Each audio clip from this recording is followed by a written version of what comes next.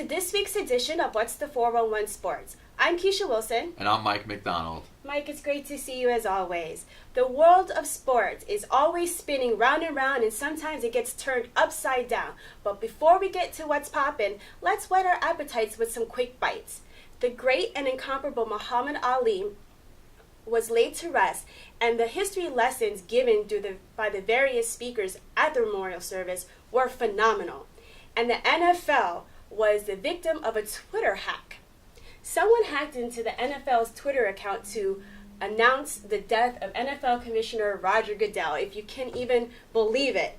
The announcement of his demise seems to be nothing more than a little wishful thinking, because Roger Goodell is alive and kicking, he's looking well, and he's ready to do stuff. Mike, can you even believe this story? That story is so out of this world that something like that would happen, and I think that someone like Roger Goodell, who has so many enemies and critics, I think there might be some people that were hoping that this was actually true. Yeah, and actually, Roger Goodell does get a bad rap, but he did show that he has a sense of humor, because he tweeted himself a picture, and his caption was, and I'm going to paraphrase, was, "Hey, you missed a day at the office and they think you're dead," something like that. So he didn't take it too seriously and twisted it around. So it was good to see that he has some sense of humor about it.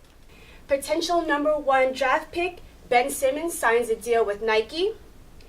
Jerry Colangelo wants Duke University men's basketball coach Mike Krzyzewski, try saying that 5 times fast, to succeed him as the managing director of the United States men's basketball national team after the 2020 Olympics in Tokyo. So far, ESPN's recent 30 for 30 titled Inside OJ Made in America, which examines O.J. Simpson's life as well as the trial of the murders of his estranged wife, Nicole Brown Simpson, and her boyfriend, Ron Goldman, has garnered great reviews. So stay tuned, because when we come back, we'll get to what's poppin'. Traditional light bulbs actually generate 9 times more heat than light. Switch to energy-saving bulbs. Saving energy saves you money. Welcome back to What's the 411 Sports. Tennis star Maria Sharapova was suspended for 2 years for testing positive for a banned substance. Mike, what do you think about the ruling? Not good for Maria Sharapova. She had repeated email warnings. They told her that she was going to be getting tested, and she failed this not once but twice. 2 failed drug tests. At 29 years old, a lot of tennis insiders are saying that this could be the last that we've seen of her. Not necessarily as a tennis player, but on top, the way that she's been able to really be one of the 5 best, maybe top 2 or 3 female tennis players over the course of the last 5-10 years or so. But no excuses for Maria Sharapova. They say that the ruling on her appeal will be decided by mid-July. Her real goal is she would like to try to get into the Olympics and represent Russia, but they're saying that that's really not going to happen. So she needs to take the responsibility. 2 years is a long time for her to serve her suspension, but she deserves it because she tried to cheat, and now she's really insulting the intelligence of a lot of the people that have gone ahead and given her this punishment, because she's saying that she was taking this meldonium, this illegal substance, for health reasons, which it's not true. She was taking this to enhance her own performance. Well, I think that's kind of where the confusion lies, if there's any, because she did take this substance well before it was banned, and it was believed that when she first initially took it that it was for some medical reasons, although she didn't really disclose what medical reasons prompted her to be prescribed the meldonium. But I think, based on the evidence, it seems as though her usage before matches leads people to believe that she knew that there were some other advantages to taking this that would help increase her performance. Because actually, I did a little research and I found that meldonium increases exercise capacity by carrying more oxygen to the muscles, so she's less fatigued easily. So we'll see, and I don't know if she really would want to rush to go represent Russia in the Olympics, because Russia has had its own doping scandal. So I think she's probably just best to relax and let her team file the appeal. And like you said, it'll be in July. And there are some things that she can use to bolster her defense, to either reduce or completely eradicate the suspension.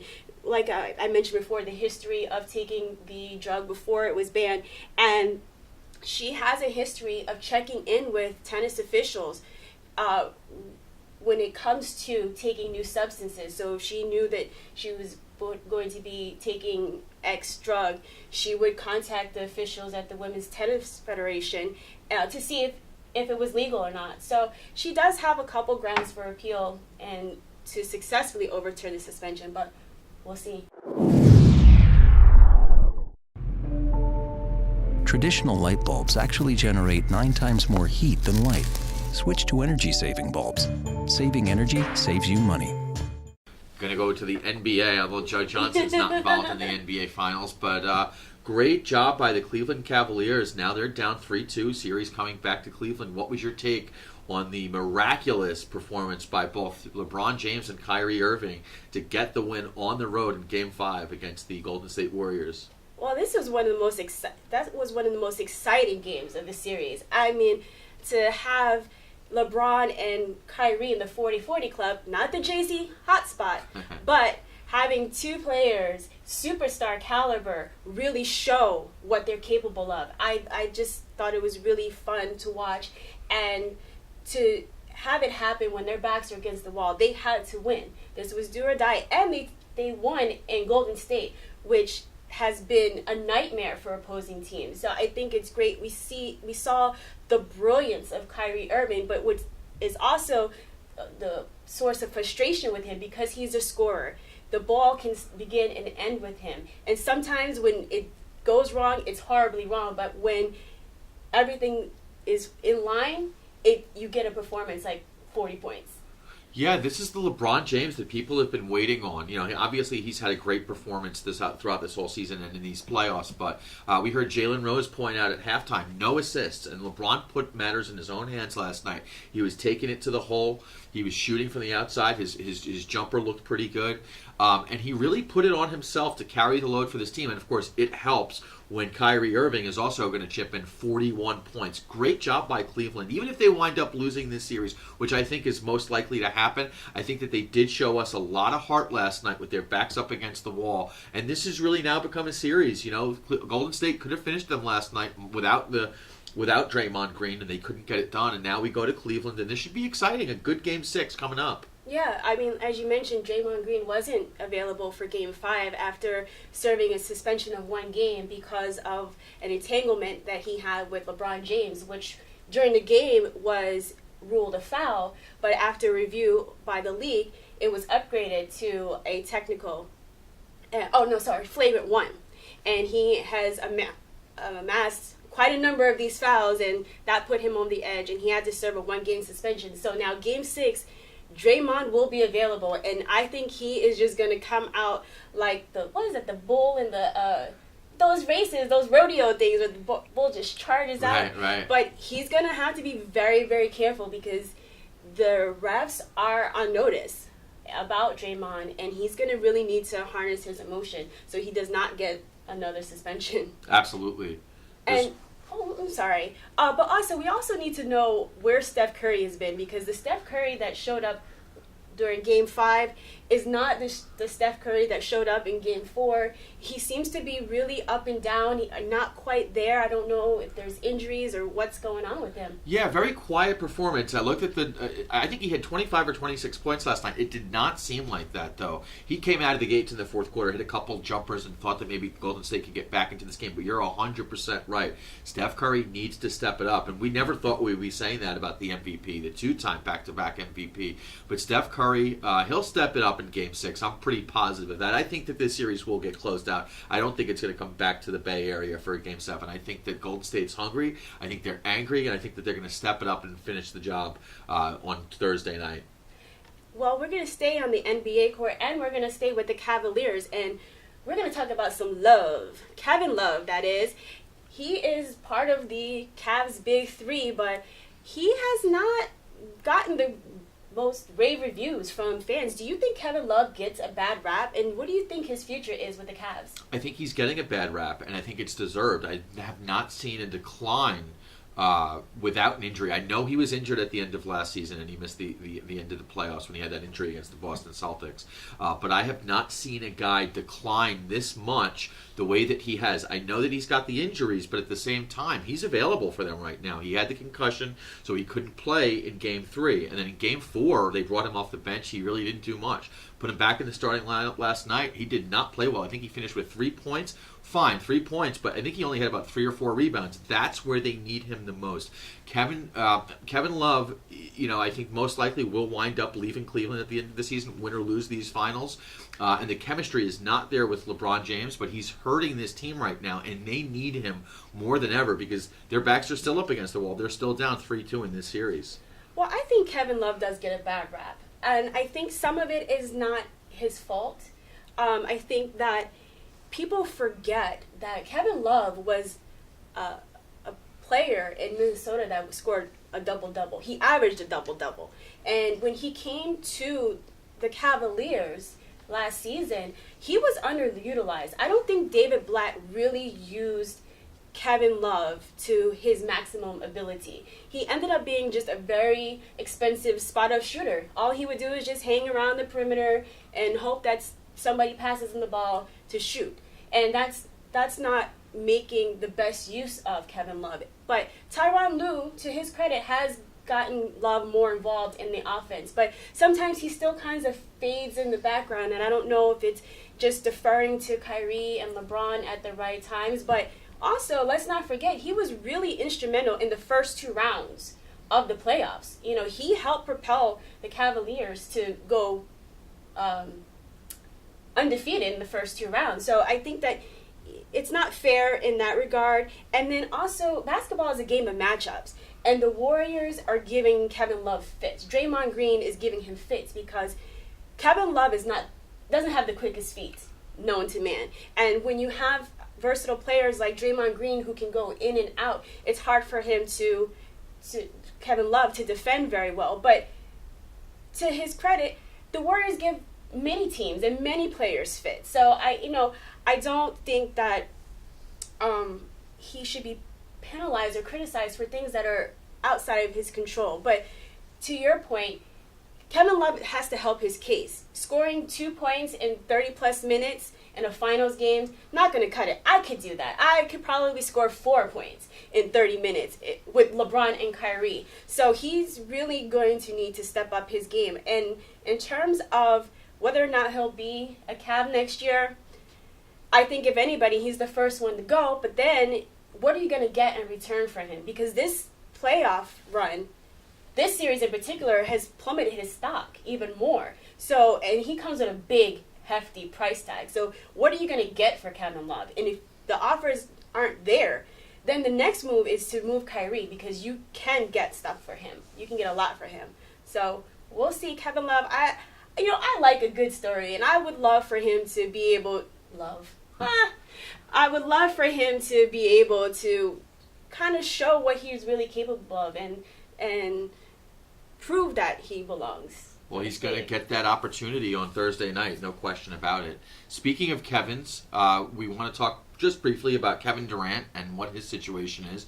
A lot of the chatter on this is going to pick up once the NBA Finals are completed. But Keisha, what's your take on what will happen with Kevin Durant? Of course, he is, with his free agency that could be looming. I think I have this gut feeling that he's going to stay in OKC. I think that his team is built for success. Obviously, they're probably going to have to tweak their roster a little bit to get to them, to propel them to the conference finals. I mean, they had the Warriors on the ropes. And so I think that's enough to keep Kevin Durant in OKC. They're not going to shortchange him in terms of salary. He loves Russell Westbrook. They have great chemistry together. I don't think Kevin is one who necessarily needs to be in the big markets, in the big spotlights like New York and LA. I don't think he'll shy away from it, but I don't think that's something that he craves. And I think that OKC is just really fit for him. But I would like to see if Miami would make a push for him, especially with Chris Bosh, his health being up in the air, and Kevin Durant having some similar skill sets and maybe even better than Chris Bosh. So I would love to see if Miami would make a push for him. Yeah, I think that he could re-up, sign with OKC for 1 year, just to do a 1 year deal, and then become a free agent in 2017. I think Kevin Durant for the long term will not wind up in OKC, and the reason for that is I don't think that he's going to. I mean, deep down, we don't know what Kevin Durant is thinking, but I don't think he wants to play with Russell Westbrook for his whole career. I think that the two of them do have some chemistry, but I think that there's no question that Russell Westbrook kind of diminishes some of the clutch play that you would see from Kevin Durant, because Russell Westbrook is a shoot-first point guard, and that takes opportunities away from Kevin Durant. So I think that he could explore his options. I would, even though I don't like the Miami Heat, I could totally see them try to get in the mix here and try to bring him down to South Beach. But I think that for the short term, try to stay with OKC for win a championship next season and then move on. Who knows? Maybe he will want to stay with Russell Westbrook, but I would expect that, he's a superstar and he's going to want to be the true leader of a franchise, and I think that maybe going to a new destination would be his best bet. But also, I don't know if, Kevin Durant, he's very mellow, and I feel like he needs a Russell Westbrook. Somebody who has that fire, that determination, because Russell Westbrook has a competitive nature that is probably second to none. And I think that plays very, very well with Kevin Durant. And he has genuine love for him. So I can see them staying together for a little while longer. We'll see what happens. They're still licking their wounds after being up 3-1 on Golden State and then really blowing that series in the Western Conference Finals. The average text takes your eyes off the road for nearly 5 seconds. At highway speeds, that's enough time to travel the length of a football field. Stop the texts, stop the wrecks. There seems to be a theme today about NFL and Twitter. It looks like the negotiation talks between Von Miller and the Denver Broncos have come to a stalemate, and it prompted John Elway, the general manager, to be cropped out of a photo that Von Miller posted on his Twitter account. The photo, as it was originally taken, included John Elway. I believe it was when they went to the White House. But when it made it to Twitter account, John Elway was on the cutting room floor. He was nowhere to be seen. What do you think about the talks between the Broncos and Miller? It's getting a little ugly, something that we can relate to here in New York with the Ryan Fitzpatrick and the New York Jets situation. You got to pay the man. Von Miller went out. He won you a Super Bowl. This guy is a future Hall of Famer. He was spectacular. Put on one of the greatest defensive performances in Super Bowl history. The guy deserves the guaranteed money. The guaranteed money that the Denver Broncos don't seem willing to budge on. I think that the offer was $38.5 million guaranteed. Von Miller wants to be paid more than that, and I think that he deserves that money. This was a team that won a Super Bowl with Peyton Manning on the heels of his career. It just really was not the same Peyton Manning that we knew. The big reason why they won the Super Bowl, the biggest reason, was because of that defense, and Von Miller was the anchor of that defense. I think that they've got to get this done as soon as possible. The longer that this drags out, it's going to get uglier. And when you have a situation like this where it's Von Miller and John Elway clashing, who are now the two faces of the franchise. John Elway will always be the face of the Denver Broncos, the two-time Super Bowl champion. Built his career there as the quarterback, and now as the general manager, he's got to smooth in this transition and bring Von Miller back to Denver as soon as possible to get this deal done. Yeah, the Denver Broncos are offering $39.8 million guaranteed. Von Miller is looking to be in the $50 million and up range in terms of guaranteed money, and Philadelphia defensive end Fletcher Cox just signed a fat contract where he's getting $63 million guaranteed. So Von Miller's going to look at this, and overall, Fletcher Cox is less accomplished than Von Miller. So Von Miller's going to look at this contract and say, I'm definitely worth more than that. And, the details of the contracts are, we don't know if they're set in stone, but I was reading that there is some guaranteed money that would bring it to $58 million, but the bulk of it is an injury-only guarantee that will kick in after the 3 years. Von Miller wanted 2 years, and that's where most of his contemporaries are falling in terms of the guaranteed money. John Elway is looking really stingy right now. He needs to come up with that cash because he should know better than anybody that defense is the reason why they won a Super Bowl. It definitely was not Peyton Manning that won that Super Bowl for him. Von Miller is the MVP of the Super Bowl. How can you not give him money? How can you lowball him like that? The average text takes your eyes off the road for nearly 5 seconds. At highway speeds, that's enough time to travel the length of a football field. Stop the texts, stop the wrecks.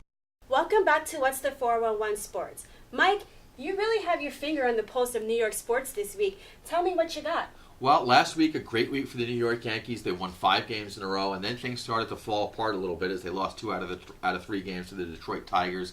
Now they're about 5.5 games back in the American League East. This is a team that's playing somewhat competitive baseball lately, but they can do a lot better. We all know that. The story is that they might be bringing Ike Davis, the former New York Met, over into the Bronx to help out at first base, which the Yankees could certainly use. And then just briefly on the New York Mets, they've been able to keep their head above water throughout the whole season. They're about 6 or 7 games above 500. They're competing with the Washington Nationals in the NL East. But the problem with the Mets is they're now 5 games back from the Washington Nationals. They're going to try to lower that number as soon as possible because they want to make sure by the All-Star break that they're right in the middle of the mix. Right, and I think we spoke that the Mets are battling some injuries, right? Yes, the Mets have, with Neil Walker, who went down this past weekend. That's something that certainly is going to hurt the Mets. The timetable on that is a couple weeks that Walker will actually be out. I think I'll have to double check that, but that will certainly hurt them. Walker has come in; he's supplied some pretty good offense for the Mets this season. And the good news, though, for the Mets was Matt Harvey's been able to pick things up a little bit. He was certainly struggling. And with that pitching that they have, there's certainly no question that the Mets are going to be one of the teams to beat in the National League when it gets down to it. I do love watching the Mets pitching. I mean, especially, what do you call him? Thor, Noah Syndergaard. I like him. Yeah. But, I guess the injuries have not been limited to just the players. Unfortunately, Terry Collins, the manager of the Mets, fell ill, and he was just released from a Milwaukee hospital 2 days after being checked in after feeling disoriented. So I'm glad he's feeling much better. Yeah, that was something that a lot of people were sort of concerned about. And Sandy Alderson, the Mets general manager, had some health issues at the end of the World Series last year too. So we want to wish both of them the best. And now Terry Collins is back in the dugout and leading the Mets as they get ready for a 3-game set against the Pittsburgh Pirates. Excellent. And then we have some Brooklyn Nets news. Yes, right? Zach Weatherford was named the Director of Player Performance. This is a guy who was previously not technically a Navy SEAL, but he had a similar role with the Navy SEALs where he was a trainer who would help the SEALs out with trying to get their performance level up and different type of physical tests that he did. So this is something that's, the Brooklyn Nets, after a rough season, have started to turn things around a little bit, but bringing in some of these new eyeballs, bringing in new names, this is something that can certainly help them out as they get ready to try to turn this franchise back into the right direction. Well, I hope that the workouts and some of the regimens that Rutherford and his team create for the Nets is something that's specifically tailored to a basketball player, because we've seen with Tiger Woods what the adverse effects of having a training that is similar to a Navy SEALs can do on the body. The Navy SEALs are an elite group of people and have tremendous abilities and have to go through rugged stuff, and their training is very rigorous. But it's not necessarily this necessary for a basketball player. So I hope that he is experienced enough, and I'm sure that the Nets did a great job vetting him, that he's experienced enough in tailoring his the regimens to the needs of a basketball athlete. I think the good thing with the Nets too is they're really all in with Brooklyn. They're training out at their training facility, which is out in Industry City, which is basically Sunset Park here in Brooklyn. So I think that's going to be good for Brooklyn, and hopefully sooner than later, this team can start competing like they once did. Because let's not forget, as soon as the Nets moved to Brooklyn, they were making the playoffs. They had Paul Pierce, they had our boy Joe Johnson, they had a lot of good chemistry with some of these players, and they had some decent playoff runs. And here in Brooklyn and Kings County, we want to see them get back to that level. Well, coming up, Keisha has someone that she's going to be putting on the bench, so you need to find out who it is. Keep it locked. My new dad teaches me all kinds of stuff. I wouldn't use this one. He helps me with my decision making. Ever. And he's even teaching me how to drive. And that's why cars have bumpers. You don't have to be perfect to be a perfect parent. Thousands of kids in foster care will take you just as you are. Welcome back to What's the 411 Sports. As you know, each week we put people who are behaving badly on the bench. And for those who are really misbehaving, they get in that doghouse. This week, I'm putting Philadelphia Eagles wide receiver Nelson Aguilar on the bench for being accused of sexual assault. Mike, no charges have been filed yet, but he's under suspicion of sexually assaulting an exotic dancer. Yeah, just a really bad story. And this is also, I mean, we've heard a lot of these sexual assault cases with different football players, mostly at the college level recently, I guess because there's more college football players than actual professional players. But at the same time, these stories keep coming out, and it's just really ugly. You know, it's not good.